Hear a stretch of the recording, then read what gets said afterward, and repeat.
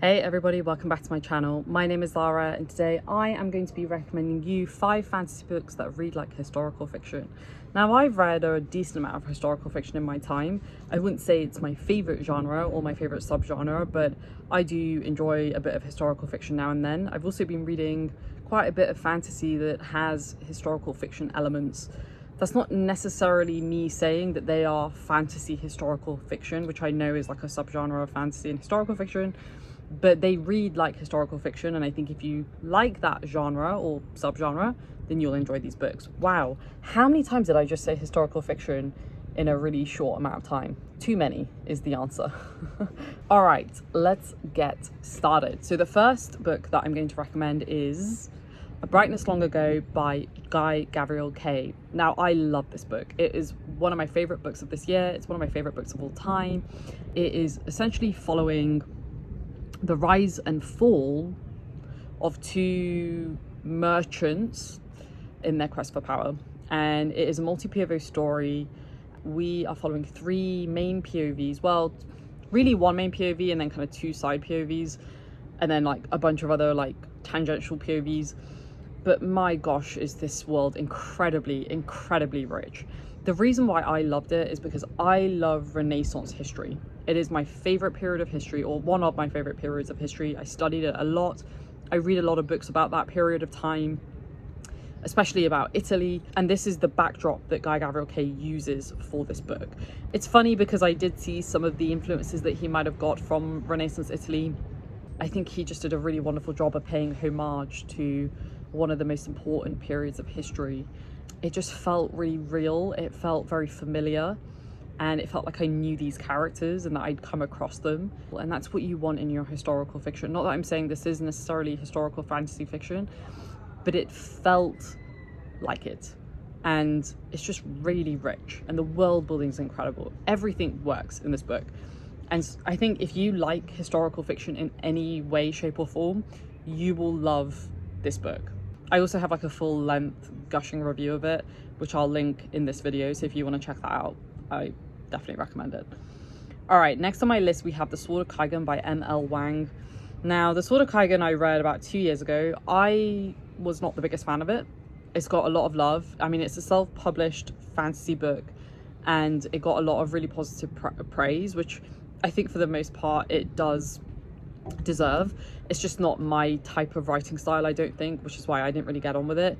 But it is one of those books that, at least for me, told me about a period of history that I didn't really know about, and it did it in a way that felt very accessible, and it did it in a way that didn't feel preachy.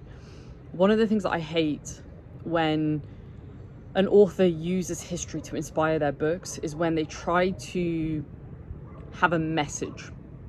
Like, I don't like that, because it means that you're not presenting it in a partial way, which I know might be hard for certain authors because maybe they can't be impartial, which I get. But I don't want my fantasy books to ever feel like I'm being told one side of the story. And I have to say, I don't think this book did that. I think it presented a really well-balanced look at what was happening at the time. And I'm not going to try and give a summary because I would butcher it. But I think it does a really balanced job of telling us what happened and presenting arguments from both sides as to why what happened. The character work is really rich. I think there's some really great characters. There's a really wonderful female character who is also a mother, which is just not something that we see in fantasy in general. The relationships between certain characters I really enjoyed as well, and that was one of the main reasons why I liked the book. So I do believe Sword of Kaigon is actually historical fantasy fiction. So if you like historical fiction, then you definitely should read it. But it's one of those books that has stuck with me mainly because of the way that she told the story, more so than anything else. So if that sounds appealing to you, you should definitely give it a go.